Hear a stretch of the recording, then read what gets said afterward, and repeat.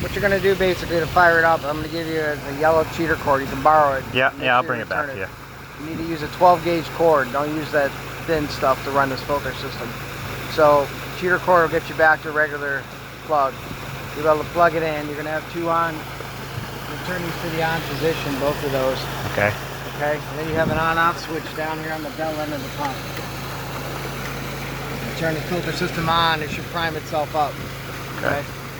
So once the filter system's up and running, in the shed, and I'll go through that stuff with you in a second. In the shed, you have a bag of diatomaceous earth, which is the powder for the filter system.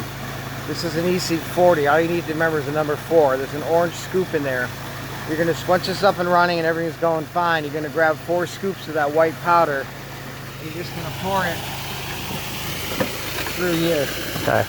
That's gonna go in and it's gonna coat the 72 fingers inside and you're up and running. Now this is the frog system you have on here. As I told you when you bought the pool, your outer blue collar contains silver nitrate. Silver nitrate will last usually around 6 months or so. This size pool probably a little bit longer, so you're good for this year and probably into part of next year. These are your chlorine packs, so as long as you have chlorine in here, you're putting chlorine in the pool. Okay. Just drop it in. You can't put it in wrong, the lid won't go on. You just drop it down so it goes all the way down. Tighten it back up. Now whenever you check this, you want to make sure these are all in the off position, obviously, because water would be coming out. Okay, and then when you're ready to turn it back on, just turn these back to the on position. So as long as you have chlorine in there, you're putting chlorine in the pool. You have a dial from 0 all the way up to 10. So what you want to do is I'm going to start you off maybe at a 1-ish, and then we're going to have your water tested. If it looks like it's too low, dial it up a little bit. If it's too high, dial it back a little bit. Okay. So that's how you get the filter system up and running. So all right. cord, twist lock, cheater you have, turn these to the on position, fire the filter system up, let it prime up, get it going. Got water going in, water going out. The white bag is in here. We'll go through that.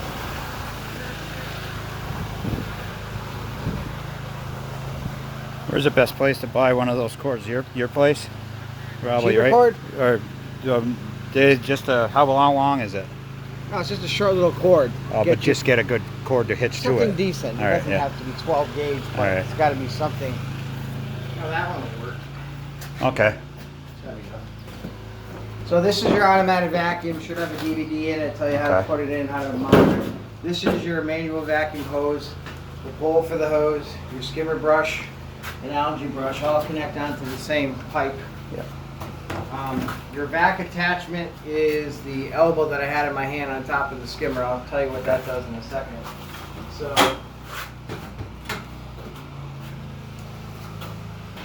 things you don't need now, winter chemicals.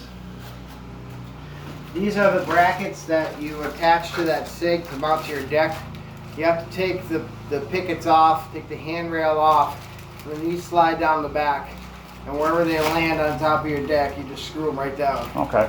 This will be something for future use. Your pillow for winter time.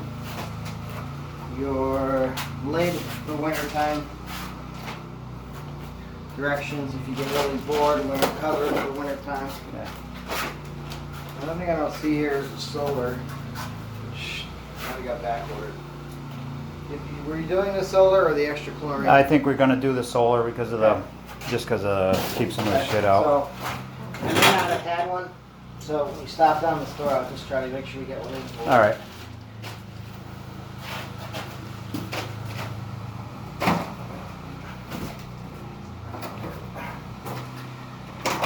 Manual vacuum head. Alright, these are 2 extra chlorine packs that you have. Okay. So you're going to use those basically when the other one runs out. This is an electric submersible cover pump for draining off the winter cover. Okay. You can throw it onto the cover, or if you need to lower some water out of the pool, you can throw it in there as well. You ever had a pool before? Yeah, we had the Intex. They were a little different, you know, but. Okay. This is the white powder that you're going to put 4 scoops in. Okay. And that orange scoop is the Hayward scoop. Does that stuff just So I put the four scoops in. What about the old stuff? Does that just disintegrate? No, you're gonna have to flush it out. And I'll tell you how to do that in a second.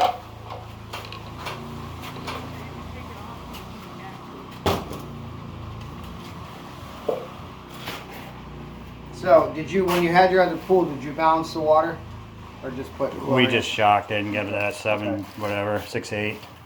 This is lube for the top of the frog for the O-ring.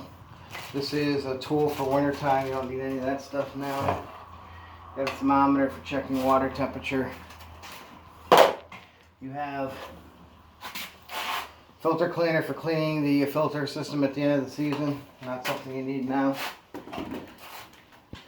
Now, after the filter is up and running and you got the 4 scoops of the powder in, what you're going to do next is you're going to add 1 bag of shock, which is this stuff here. This stuff here, you can just cut it open and pour it through the skimmer slowly. I recommend all powders go into the skimmer, and all liquids directly into water.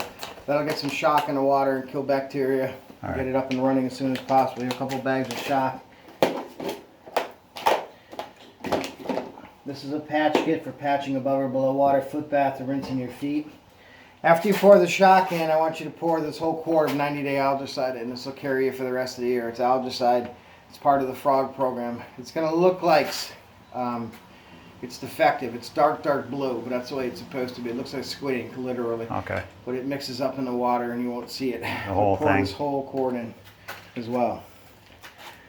Now, the types of liners that we use in this pool are what they call beaded hung liners. So you have to check your water. If you don't check your water, you're going to be paying me to put a liner in your pool. Okay.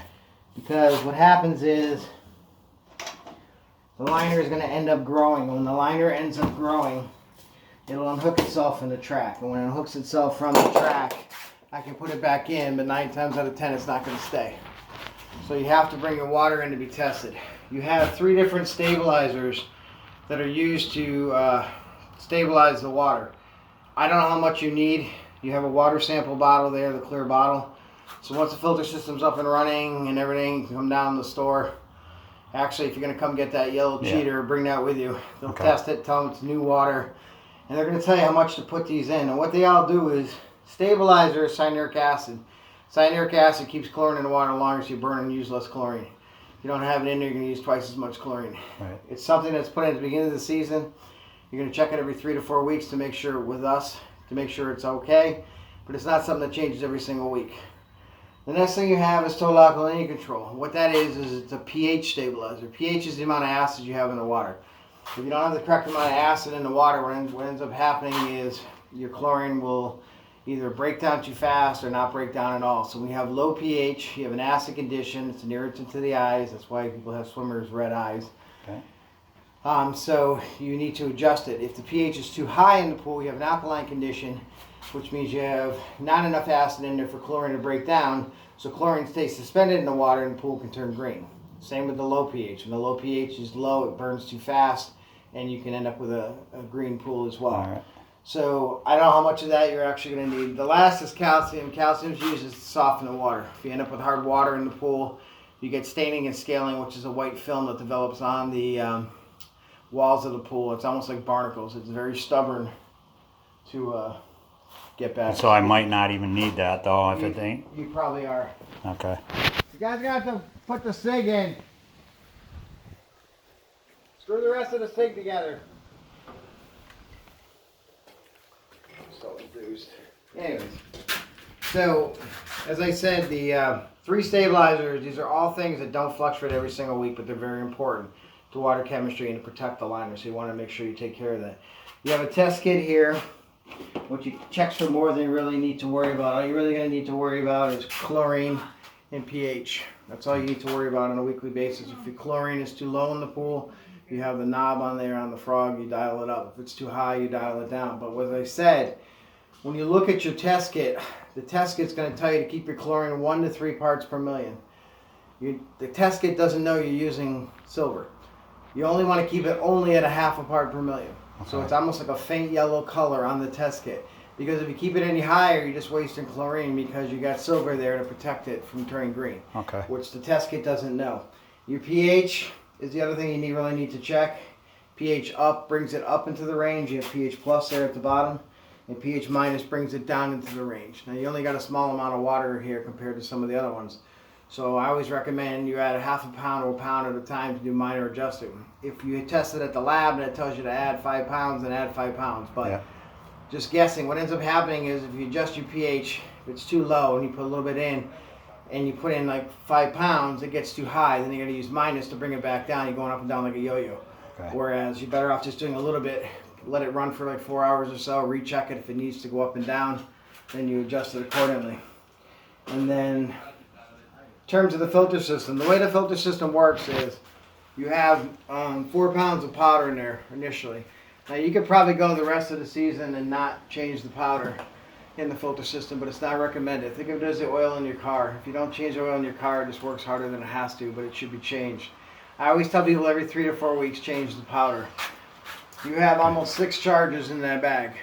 So even if you went through 2 bags, it's going to cost you less than $40 for powder. It's better off just to change it every 3 or 4 weeks. Yeah. The way it works is the filter system has, I'm just going to show you this discharge hose, that fitting and clamp, and then we'll go back out here. The filter system has a pressure gauge on it, and it's going to run probably around, I'd say 12 to 14 pounds, maybe 16 pounds on average. So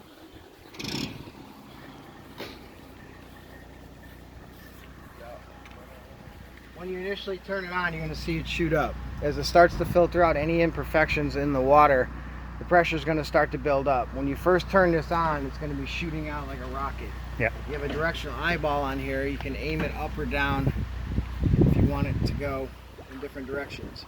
Generally, most people aim it up towards the water's edge to create. This is pretty warm. You'll be in it today. Yeah.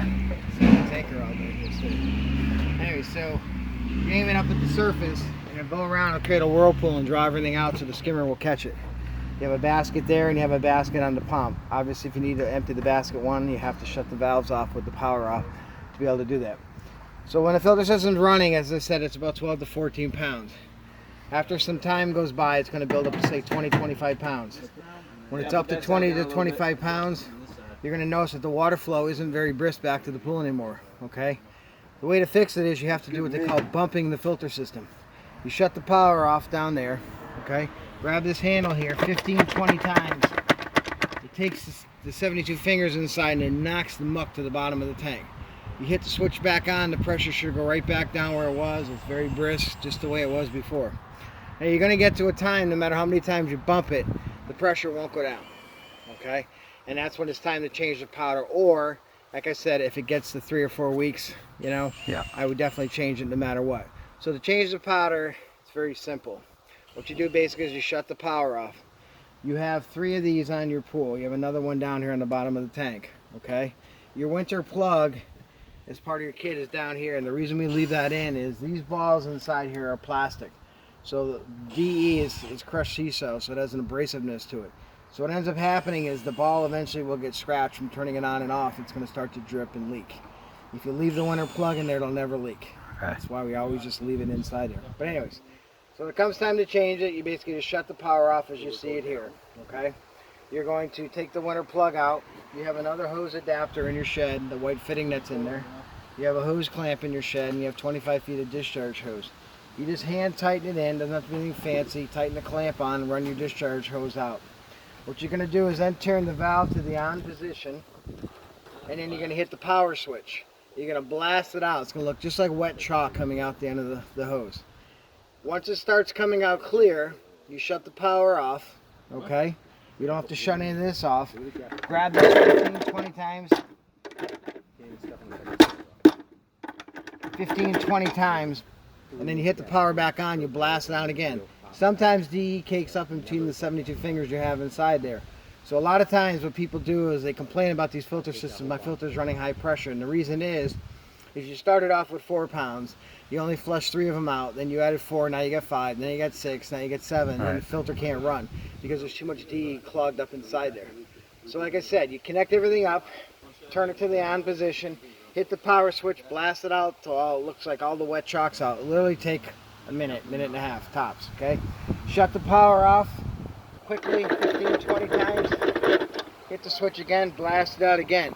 3 to 5 times so every bit of the powder's out. You can have one of your kids stand at the other end. When it looks clear, shut it off. 15, 20 times, hit it again. It'll literally take you less than 5 minutes. Once all the powder's out and you can't get any more out, shut the power off, shut the valve off, disconnect everything, and then re-edge your 4 scoops through there. That's all you gotta do. The filter's up and running. And everything I just told you is on YouTube. Okay. Have your kids find it. Anything, if you forget anything I'm telling you, anything you want, you can type in Hayward EC40 filter system. It'll probably bring up 200 ways to change the powder. So if you forget what I'm telling you, that's what you have to do. It's really simple. But everything should be up and running. Now, this is your vac attachment. If you're using your manual vacuum, you have a pole in there that extends twice the length there, 16 feet. You have a vac head that clips onto the hose, and you have your vac hose. If you want to use your manual vacuum, okay, you have to take this weird door out, which is the door in front here. It just pulls out, okay? You take your whole manual vacuum, you hook one hose to the vacuum head, holding on to the other end of the hose, and you toss the entire thing into the pool. You hold the hose you have in your hand over the return. And what's going to happen is it's going to push all the air out of the hose. The vacuum head is literally going to rise to the surface, bubbles are going to come out, and it's going to sink to the bottom. When it sinks to the bottom, you transfer it over to here, right through the front, and connect it onto here. Gotcha. And you're vacuuming in through the basket, okay? And if you vacuum half the pool and it's starting to not suck too well because there's a lot of muck on the bottom, you may have to shut the power off. Bump that real quick, hit the switch on again. You may have to just reseat this back down. You don't have to re-blow it out. And then you're back in vacuuming. And then when you're done, shut the power off. And then you basically can disconnect everything and go forward. Now, the only difference is when you're doing the automatic vac, you don't take this out. Hayward, the vac you have, which has a video inside there, has a tells you that you have individual hoses that come with that specific vacuum. So inside that box where the aqua bug is, you have all the same hoses except for one. You're not going to need to use them all because it's a smaller pool and that's made to go up to, say, a 24 or 27 foot pool. So what you do is you pop together what you need for length plus 1 or 2 extra sections. Now the one hose section is slightly different. It's called the leader hose. It has a cuff on it. It's the only one that'll fit onto the head, the aqua bug itself. Okay. You can't screw it up even if you wanted to because all the other hoses are identical except for one. You pop that onto the vac head and you throw the whole thing just like you did for the manual vacuum in there. And the difference is that you have to take this basket out to use that, and inside the box they give you a cone. It looks like a white ice cream cone. It goes on the end of the hose and then you basically blow it out just like you normally would. The aqua bug will go to the surface, its feet are going to be shaking, and then it sinks to the bottom. You transfer the hose up over the rail and then that cone will fit down in the hole. I gotcha. Yeah. So you'll have to empty that basket if you pick up leaves and stuff. That's all you got to do. All right. But before I even open that, you got to shut these all off anyway, right? Because the water will just come right out. Correct, yep. Okay.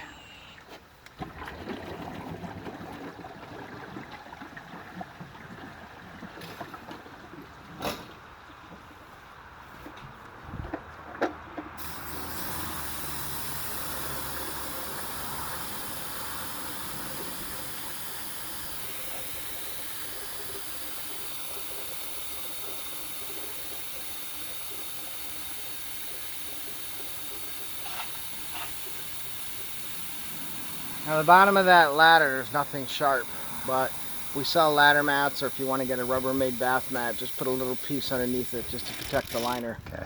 If you have any young kids that get in there that want to bob up and down on a ladder, I've seen them harpoon the liner. My ex-wife, my daughter, did it on her 30-footer, so it does happen. The kids want to jump in. Is it all right to jump? No dive and just jump? Yeah, you're definitely going to want to. No, you're not supposed to encourage diving. No, I know that, but I mean, is it okay for them to jump off the ladder in these? No well, problem. like I said, I wouldn't have them jump off that till you get a ladder mat under it. Yeah, right, yeah. Like I said, I would save the jump until you got the deck built. Okay. But now that it's full, it's packed itself back down. The kids can go in it today. Cool. This is Westfield drinking water, so you're all set to go. Thanks. All right? All right. So you said I can use that cord. Yep, you're just going to have to go to the store and get a cheater. And bring a water sample. Tell them that just put your pull in, get an 18-footer, and we'll test it to make sure everything's good. So then, you want me to bring the sample in within a week or so, or No, if you come down to Ifta Court, I just bring it down just and now? we test it now. Yeah, okay. It's not going to make a difference, and you Alright. already have the results. You don't have to make another trip All right. because you'll be able to make your adjustments today. So when Okay. you first fire it up, 4 scoops in there, 1 bag of shock in there, pour the whole quarter algicide in, you're up and running. And then the kids can jump right in. All right. And then whatever else you need, the lab is going to tell you what you need. Okay. You should be good to go. Awesome. Just glad we were able to finish.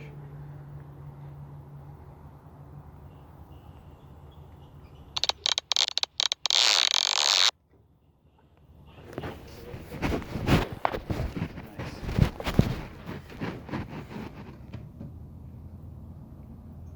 What do you think, Justin?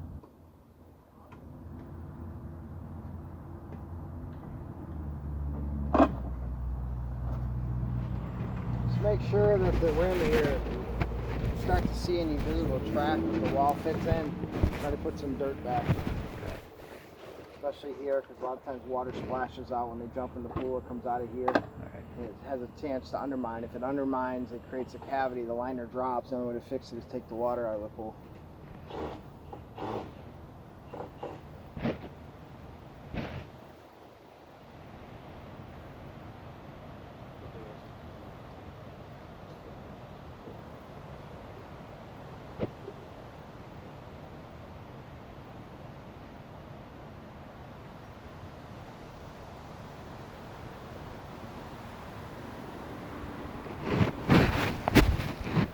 Nice breeze anyway.